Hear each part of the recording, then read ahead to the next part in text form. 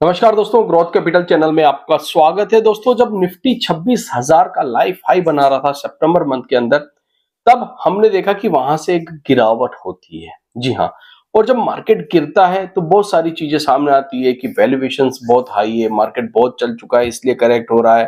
बाजार के अंदर जो रिजल्ट आए हैं क्वार्टरली वो ठीक नहीं आए इसलिए करेक्ट हो रहा है मार्केट। और ये सारे कयास लगाए जाते हैं और मार्केट 26,000 से गिरता गिरता गिरता बहुत नीचे आ जाते हैं। फिर आते हैं दोस्तों अमेरिका के अंदर इलेक्शंस।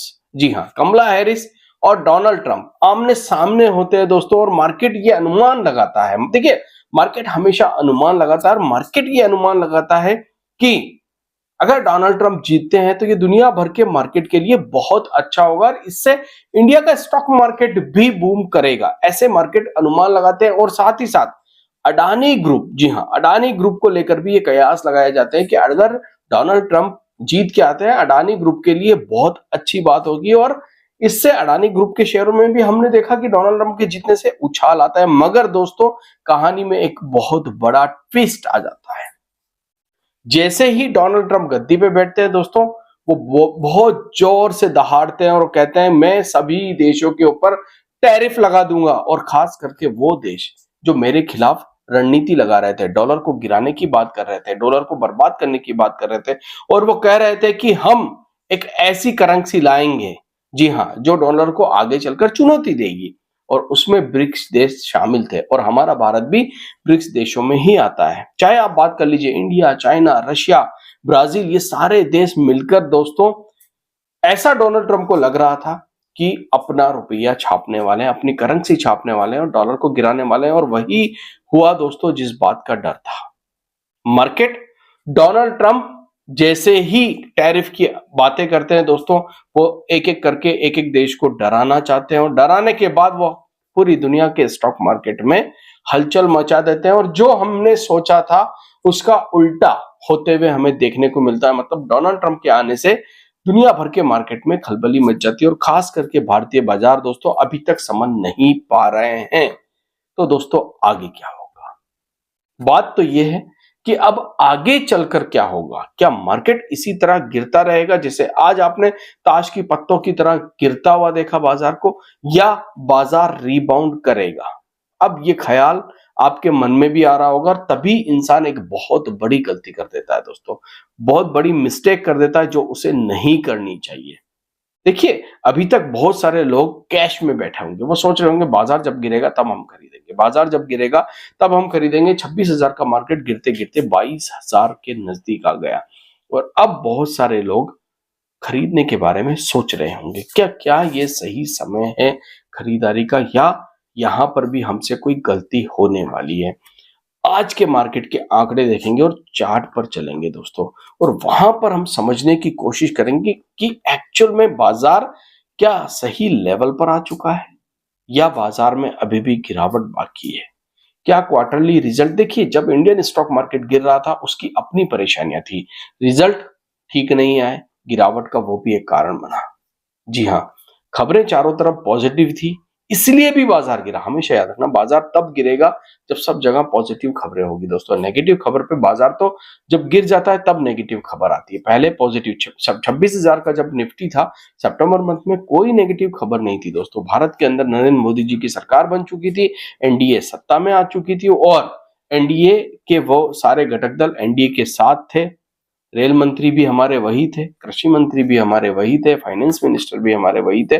बदलाव कुछ हुआ नहीं था दोस्तों। और मार्केट को दोस्तों ये सारी चीजें पसंद भी आ रही थी, मगर बाजार को एक डर था और इस डर के बारे में मैं पिछले 3 महीने से आपके साथ डिस्कस कर रहा हूं। बहुत सारे लोगों ने मेरे लिए नेगेटिव कमेंट लिखे हैं दोस्तों, मगर मैं उनको भी अप्रिशिएट करता हूं क्योंकि दर्द है दोस्तों। उनके दिल में इस समय दर्द है मार्केट के गिरने का। उनका पोर्टफोलियो नीचे जो है ग्रीन से रेड हो चुका है और ये डर सभी को लगता है और सभी इस डर के अंदर जब है कुछ ना कुछ बोलते हैं। तो वो लोग मुझे बार बार बोलते हैं कि जब भी ये आते हैं नेगेटिव बात ही करते हैं। तो दोस्तों, अगर मार्केट में सेंटीमेंट खराब होगा, मार्केट की चाल ठीक नहीं होगी, मार्केट में सब कुछ गलत चल रहा होगा, तो मैं हमेशा नेगेटिव ही बात करूंगा, याद रखना।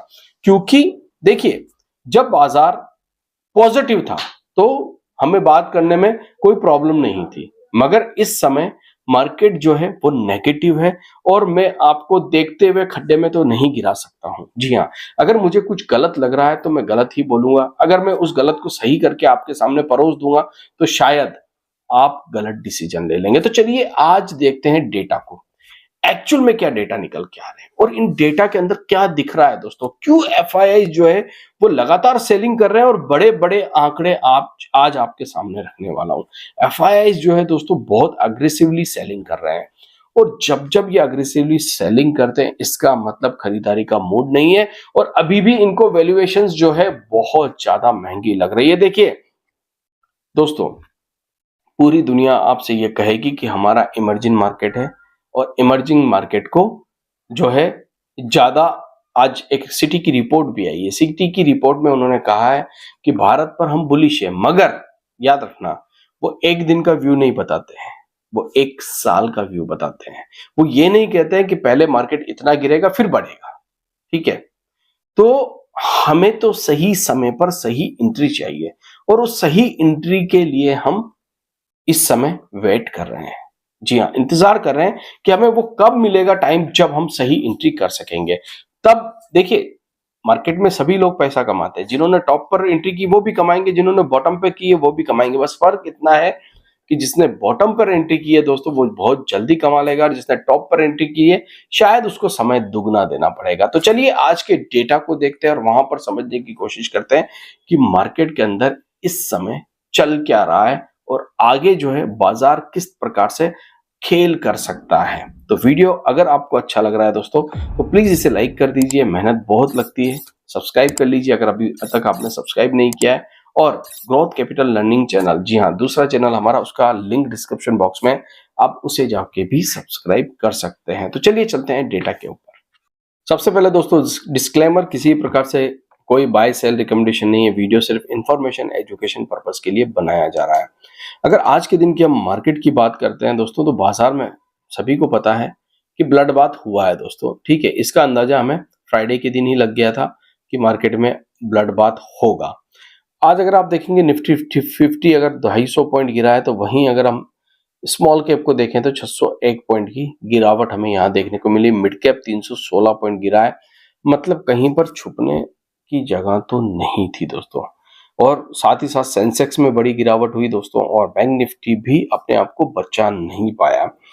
वहीं अगर रुपया को देखें तो ठीक ठाक 86.66 पर ट्रेड कर रहा है दोस्तों, मगर दोस्तों ये जो है ना 86, ये कब आपको 90 पर ले जाएगा आप देखते रह जाएंगे, क्योंकि अभी तो डॉलर इंडिया बेच रहा है दोस्तों, इसीलिए इसको संभाला जा रहा है। रिजर्व बैंक अपने खजाने से डॉलर को सेल कर रहा है, इसीलिए इसको बचाया जा रहा है। मगर अगर सेल नहीं किया तो आगे चलकर क्या होगा ये सोचना थोड़ा सा हमारे लिए भी मुश्किल है। निफ्टी 50 की बात करें तो 12 शेयर ऐसे थे जो ग्रीन में थे, 38 शेयर ऐसे थे जो रेड में बंद हुए हैं दोस्तों। वहीं अगर निफ्टी 500 की बात करूं तो मात्र 108 शेयर अपने आप को ग्रीन में रख पाए, वहीं 391 शेयर जो है वो रेड में बंद हुए हैं दोस्तों। ये खतरे की घंटी बजाते जा रहे हैं। सेंसेक्स की बात करूं तो 23 शेयर बिल्कुल रेड में थे और 7 ही शेयर ऐसे थे जो ग्रीन में बंद हो पाए। मतलब कहीं पर भी उम्मीद की किरण तो नजर नहीं आ रही। आज निफ्टी ऑटो ठीक कर रहा था क्योंकि पहले ही गिर चुका है, पहले ही टेस्ला की जब न्यूज आई उससे हमने गिरावट देखी निफ्टी ऑटो में, तो आज निफ्टी ऑटो ग्रीन में कहीं ना कहीं बंद हो गया।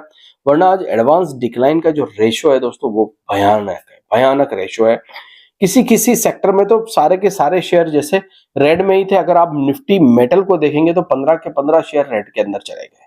जी हाँ, वहीं आप फार्मा की बात करें तो 9-11 का रेशो ठीक था, मगर कमोडिटीज में बहुत हालत खराब थी। वहीं पर आप बात करें निफ्टी ऑटो की तो यहाँ पर ठीक ठाक देखने को मिल रहा था। सभी जगह सभी सेक्टर जो है ना दोस्तों वो कोई सही बोलते हैं ना इंडिकेशन नहीं दे रहे हैं। फाइनेंशियल्स को देखिए तो वहां पर गिरावट, अगर आप रियल्टी को देखें तो वहां पर गिरावट, अगर आप मेटल्स को देखें तो वहां पर गिरावट, अगर आप पीएसयूज को देखें तो वहां पर भी गिरावट। मतलब एक्चुअल में चल क्या रहा है बाजार के अंदर इस समय सिर्फ और सिर्फ ये एफआईज जानते हैं और एफआईज दोस्तों लगातार सेल कर रहे हैं। और आज का आंकड़ा थोड़ा सा डरावना है। जी हाँ, उन्होंने इस बार बहुत बड़ी बिकवाली कर दी है दोस्तों, 6,286 करोड़ की बिकवाली कर दी। सामने डीआईज ने 5,000 करोड़ खरीद लिया दोस्तों।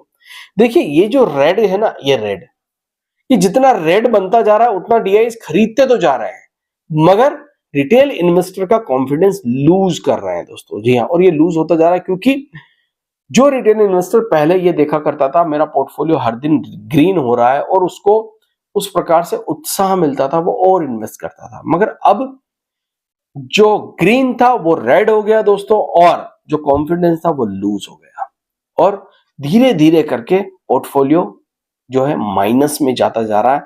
ये थोड़ा सा हर एक इंसान के लिए डरावनी सिचुएशन है, मगर स्टॉक मार्केट में दोस्तों जिसने इस सिचुएशन को संभाल लिया, जी हाँ, जिसने इस सिचुएशन को संभाल लिया, अंत में जीत उसी की होती है। इसके बाद अगर मैं बात करूं दोस्तों यहाँ पर कुछ इंडाइसेस की और निफ्टी के चार्ट के ऊपर, तो पहले अगर मैं निफ्टी के चार्ट को देखता हूं तो जिस एरिया के बारे में पिछले 3 महीने पहले मैंने आपको आगाह किया था, जी हाँ, आज नहीं दोस्तों, 3 महीने से मैं इस एरिया की बात कर रहा था, अब देखिए निफ्टी उस एरिया में आ गया। आज निफ्टी ने 22,800 भी तोड़ा, जिसके बारे में मैंने लास्ट वीक भी आपको कहा था कि कहीं ना कहीं मुझे ऐसा लगता है कि 22,800 टूटना चाहिए। आज 22,800 भी टूट गया। 22,800 छोड़िए, 22,500 भी निफ्टी तोड़ने की सिचुएशन में आज आके खड़ा हो गया था। अब बहुत सारी बातें हैं दोस्तों, कई सारे लोग कहेंगे 22,500 बहुत इंपॉर्टेंट सपोर्ट है, मगर मुझे नहीं लगता कि ये 22,500 इंपॉर्टेंट सपोर्ट है, क्योंकि देखिए मैं गलत हो जाऊं ऐसा नहीं है कि जो मैंने बोल दिया पत्थर की लकीर है, गलत बात है दोस्तों। यहां पर सिर्फ और सिर्फ प्रिडिक्शन लगाए ही जाते हैं, ये मेरी सोच है, मैं गलत हो सकता हूं, मगर कुछ चीजें हमें देखनी होगी दोस्तों। अब वो कुछ चीजें में क्या क्या चीजें मैं आपको बता देता हूं कि क्या क्या चीजें हमें देखनी चाहिए। सबसे पहले एक, यहां पर अगर हम बात करते हैं, एक बड़ी सी बोलते हैं ना लक्ष्मण रेखा खींचता हूं मैं यहां पर, उसके आसरे हम बहुत कुछ समझने की कोशिश करेंगे, उस ट्रेंड लाइन से हम बहुत कुछ समझने की कोशिश करेंगे कि पोजीशन अब बन के क्या आ रही है। तो यहां पर इस ट्रेंड लाइन को अगर हम बनाते हैं दोस्तों, ठीक है, तो हमने एक बड़ा सपोर्ट तोड़ दिया इस समय, वो ये वाला था, ठीक है, ये वाली ट्रेंड लाइन। अब हम आ गए इस एरिया के अंदर। ये जो एरिया है इसमें निफ्टी ने करीब करीब 4 महीने बिताए, 4 मंथ इस निफ्टी ने यहां पर बिताए, मतलब ये सपोर्ट तो बहुत बड़ा है, मगर 22,500 सपोर्ट नहीं है दोस्तों, सपोर्ट अब 22,000 पर शिफ्ट हो चुका है। 22,000 पर सपोर्ट शिफ्ट हो चुका है। उस बीच में निफ्टी एक बाउंस बैक ले सकता है, नकारा नहीं जा सकता इस चीज से कि निफ्टी बाउंस बैक नहीं ले सकता। निफ्टी एक बाउंस बैक ले सकता है, और वो जो बाउंस बैक होगा दोस्तों वो हो सकता है 200-300 पॉइंट का हमें मिले। तो क्या यहां पर हमें मार्केट में अब खरीदारी के बारे में सोचना चाहिए? चलिए एक बार मैं निफ्टी से हटता हूं और एक और इंडाइसेस पे आता हूं। उस इंडाइसेस पे आना मुझे जरूरी, जो मिड कैप स्मॉल कैप का इंडाइसेस है। तो पहले मिड कैप की बात करते हैं। मिड कैप अभी भी अपने सपोर्ट से बहुत दूर है। मिड कैप का सपोर्ट अगर मैं लेके चलूं तो ये वाली जो ट्रेंड लाइन 47,000 वाली ट्रेंड लाइन है दोस्तों, मिड कैप 100 इंडेक्स की, तो हम करीब करीब बाउंस बैक करके अभी ऊपर है, ठीक है, मिड कैप में। और स्मॉल कैप की अगर मैं बात करूं तो स्मॉल कैप में भी नीचे बिल्कुल सपोर्ट के पास, जहां पर मैंने सांप स्नेक बना रखा है, मैंने आपसे कहा था इस सांप सीढ़ी वाला स्नेक है, यहां आएगा तो काटेगा तो ऊपर चला जाएगा। तो स्मॉल कैप ठीक ठाक पोजीशन में आ चुके हैं, ठीक है। जब भी देखिए सांप सीढ़ी में उल्टा होता है, काटते ही नीचे जाता है, मगर यहां पर टच एंड गो होगा। तो ये टच एंड गो इसलिए मैंने बना रखा है, अगर ऊपर नहीं जाता है तो नीचे की संभावनाएं खुल सकती है, ठीक है, नीचे की संभावनाएं खुल सकती है। फिलहाल मिड कैप और स्मॉल कैप इंडेक्स को हम थोड़ा सा नजरअंदाज करेंगे, हम फिर से चलेंगे निफ्टी के ऊपर। क्यों नजरअंदाज करेंगे? क्योंकि दोस्तों निफ्टी के जो इंपॉर्टेंट कंपाउंड है, चाहे अडानी जी को ले लीजिए, चाहे अंबानी जी को ले लीजिए, चाहे और किसी को ले लीजिए, फिलहाल वहां पर तेजी नहीं है। तो जब वहां पर लोग पैसा लगाने के लिए तैयार नहीं है, तो स्मॉल कैप मिड कैप में कहां से पैसा लगाएंगे? पहले पैसा आएगा लार्ज कैप के अंदर। तो लार्ज कैप में अगर पहले पैसा आता है तो पहले निफ्टी संभलेगा, उसके बाद स्मॉल कैप मिड कैप संभलेंगे। तो लार्ज कैप को समझने के लिए हमें 22,000 का एक बहुत बड़ा सपोर्ट जो है, अब 500 पॉइंट दूर है निफ्टी का, यहां से थोड़ा सा दूर है, ज्यादा दूर नहीं है। जिसको 23,000 दूर लगता था वो भी पूरा हो गया, जिसको 24,000 दूर लगता था वो भी पूरा हो गया, जिसको 22,000 दूर लगता था वो भी पूरा हो जाएगा। तो सारी चीजें आएगी दोस्तों बाजार में, यहीं पर आएगी, स्क्रीन पर आएगी, कहीं दूर नहीं जाना पड़ेगा आपको। दो बड़ी ट्रेंड लाइन मैंने खींच रखी है, और मैंने आपको पिछले वीडियो में एक बात कही थी, अगर हम 22,000 तोड़ देते हैं दोस्तों, तो अगला सपोर्ट 1000 पॉइंट नीचे है, जहां पर सबके मुंह में पानी आ जाना चाहिए, जहां पर आंख मीच लेनी चाहिए, जहां पर डरना नहीं चाहिए। वो पॉइंट है मेरा 22,000 के बाद 21,000 का। जी हाँ, तो मुझे लगता है निफ्टी वैसे 22,000 तोड़ना नहीं चाहिए। देखिए बाजार है, जिसके बारे में हम बोलेंगे नहीं टूटना चाहिए, वो पहले टूट जाएगा। नहीं टूटना चाहिए, एक बाउंस बैक मिलेगा यहां से, जो निफ्टी को वापस 23,000 की तरफ खींचेगा दोस्तों। मगर अब इंपॉर्टेंट हडल 22,800 बन चुका है। इंपॉर्टेंट हडल जो है, याद रखना, ये 22 जिसको निफ्टी ने बहुत दिनों तक नहीं तोड़ा, अब वही निफ्टी का दुश्मन बनेगा। 22,800 इंपॉर्टेंट हडल रहेगा। 22,800 को अगर निफ्टी क्रॉस करके टिक जाता है दोस्तों, तो 600-700 पॉइंट की मूव दे सकता है। मगर उसके लिए सारी सिचुएशन अनुकूल होनी चाहिए। अनुकूल का मतलब आने वाले रिजल्ट, जी हाँ, अप्रैल माही आपका ईयर क्लोजिंग के जो रिजल्ट, फोर्थ क्वार्टर के जो रिजल्ट है, वो कंपनियों के अच्छे आने चाहिए। अगर वहां पर कोई भी थोड़ा भी ऊपर नीचे हो गया, तो फिर 21,000 आप बहुत जल्दी देख भी पाओगे। जी हाँ, देख भी पाओगे। तो अब 100 बात की एक बात, करना क्या है? करना है इंतजार, अभी भी इंतजार करना है कि क्या 22,000 टूटेगा। देखिए, आप बहुत जल्दी थोड़े से अग्रेसिव हो जाते हो। अपने आप को में थोड़ा पेशेंस लाने की कोशिश करो। अपने आप में थोड़ा सा, बोलते हैं ना, धैर्य रखो, क्योंकि लेवल आते हैं। देखिए, जिसको लग रहा था 22,800 नहीं टूटेगा, वो लेवल भी तो आ गया। थोड़ा दिन लगते हैं, हो सकता है 200-300 पॉइंट निफ्टी उछाल मारे, फिर वो लेवल आए। तो अभी भी हमें वेट एंड वॉच करना है। सही समय पर सही एंट्री अगर मिल गई दोस्तों, सही कंपनियों में एंट्री मिल गई, तो स्टॉक मार्केट यही है, स्क्रीन पर ही सब कुछ होगा। तो स्क्रीन को देखते रहिए, और वीडियो को वॉच करने के लिए आपका बहुत बहुत धन्यवाद। Thank you.